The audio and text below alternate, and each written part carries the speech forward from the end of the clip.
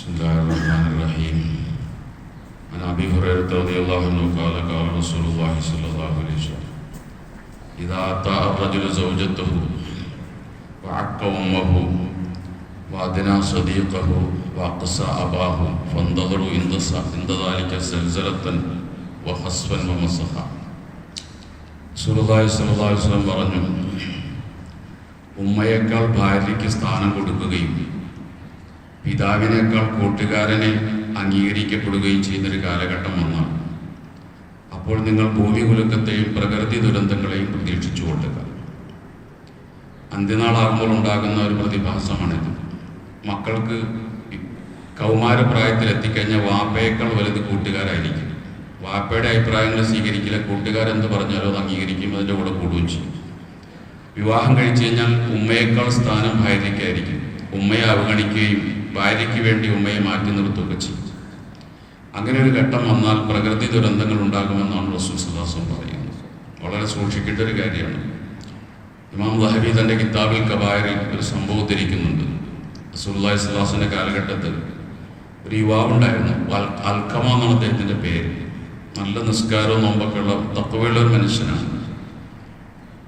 അദ്ദേഹം രോഗിയായി മരണം ഉറപ്പായപ്പോൾ ഭാര്യ നബി സല്ലല്ലാഹു അലൈഹി വസല്ലമയിലേക്ക് ആളെ പറഞ്ഞു കൊടുത്തു, ഭർത്താവ് മരണാസന്നനാണ് എന്ന് പറഞ്ഞു.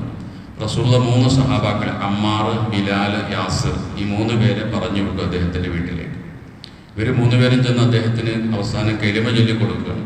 അദ്ദേഹം ഏറ്റു പറയുന്നില്ല, പലയാവർത്തി പറഞ്ഞു കൊടുത്തിട്ടും പറയുന്നില്ല. അവർ തിരിച്ചു വന്ന് റസൂലിനോട് പറഞ്ഞു, റസൂൽ അദ്ദേഹം കലിമ പറയുന്നില്ല. റസൂൽ ചോദിക്കുന്നുണ്ട്, അദ്ദേഹത്തിൻ്റെ മാതാപിതാക്കൾ ആരെങ്കിലും ജീവിച്ചിരിക്കുന്നുണ്ടോ? അപ്പോൾ പറഞ്ഞു ഉമ്മ ഉണ്ട് എന്ന് പറഞ്ഞു. ഉമ്മയോട് വരാൻ പറഞ്ഞു. ഉമ്മ പ്രായമെത്തിയൊരു സ്ത്രീയാണ്. അവരിങ്ങനെ വടിയെല്ലാം കുത്തിപ്പിടിച്ച് റസൂലിൻ്റെ അടുക്കൽ വന്നു. അപ്പോൾ ചോദിച്ചു, മാ ഹാലു അബു ഇബ്നുക്കി, എന്താ നിൻ്റെ മകൻ്റെ അവസ്ഥ എന്ന് ചോദിച്ചു.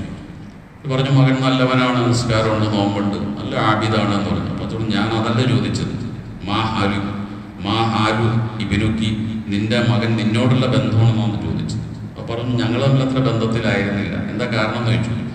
അവൻ എന്നേക്കാൾ വലുത് അവൻ്റെ ഭാര്യയായിരുന്നു. അവൻ്റെ ഭാര്യയ്ക്ക് വേണ്ടി അവൻ എന്നോട് പലതും എതിര് ചെയ്തിട്ടുണ്ട്, എനിക്ക് അത്ര താല്പര്യമായിരുന്നില്ല എന്ന് പറഞ്ഞു. ബിലാലിനോട് പറഞ്ഞു, കുറച്ച് വിറക് കൊണ്ടുവരും, നമുക്ക് അവന് കത്തിക്കാമെന്ന് പറഞ്ഞു. അപ്പോൾ ഉമ്മ പറഞ്ഞു, വേണ്ട, കത്തിക്കേണ്ട റസൂല്. പറഞ്ഞു, പോരാ, ഇതിവിടെ കത്തിച്ചാൽ വലിയ കുഴപ്പമില്ല, നരകത്തിലെത്തി ഇതിനേക്കാൾ അത്ര ചൂടുള്ളതായിരിക്കുമല്ലോ എന്ന് പറഞ്ഞു. എന്നിട്ട് റസൂൽ പറഞ്ഞു, നിൻ്റെ മകൻ്റെ നിസ്കാരമോ നോമ്പോ ഒന്നും അവന് ഉപകരിക്കില്ല, നീ അവന് പൊരുത്തപ്പെട്ട് കൊടുത്തില്ലെങ്കിൽ. അപ്പോൾ ഉമ്മ പറയുന്നുണ്ട്, റദീത്തു, റസൂല് ഞാൻ പൊരുത്തപ്പെട്ടിട്ടുണ്ട് എന്ന് ഉമ്മ പറഞ്ഞു. അങ്ങനെ അദ്ദേഹത്തിന് വീണ്ടും കലിമ ചൊല്ലിക്കൊടുത്ത് അൽഖമ കലിമ ചൊല്ലി മരിക്കുകയും ചെയ്യും. അൽഖമയുടെ ജനാസ കഫൻ ചെയ്ത് കബറടക്കാൻ വേണ്ടി കബറിൻ്റെ പരിസരത്ത് കൊണ്ടുവന്ന് വെച്ചപ്പോൾ റസൂലുള്ള ആ കബറിൻ്റെ പരിസരത്ത് നിന്ന് പറഞ്ഞൊരു വാക്കുണ്ട്, അതാണ് നമ്മൾ ശ്രദ്ധിക്കേണ്ടത്. മൻ ഫദ്ദല സൗജത്തുഹു അല ഉമ്മിഹി, ആരെങ്കിലും ഉമ്മയേക്കാൾ ഭാര്യയ്ക്ക് സ്ഥാനം കൊടുത്തു കഴിഞ്ഞാൽ, ഭാര്യയ്ക്ക് ഉമ്മയേക്കാൾ സ്ഥാനം കൊടുത്തു കഴിഞ്ഞാൽ ലഅനഹുല്ലാഹു വൽ മലായികത്തു വന്നാസു അജ്മഈൻ, അവനെ അല്ലാഹ് ശപിക്കും, മലക്കുകൾ ശപിക്കും, മുഴുവൻ ജനങ്ങളും ശപിക്കും, എല്ലാവരുടെയും ശാപം അവന് ലഭിക്കും. തന്നെയല്ല ലം യഖ്ബൽ മിൻഹു സർഫൻ വല അദ്ല, അവൻ്റെ സുന്നത്തോ ഫർദോ ആയ ഒരു ഇബാദത്തും അല്ലാഹു തആല സ്വീകരിക്കുകയില്ല.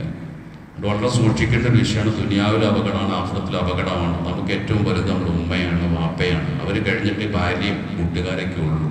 അള്ളാഹു നമ്മെ കാത്തിരക്ഷിക്കുമാറാകട്ടെ.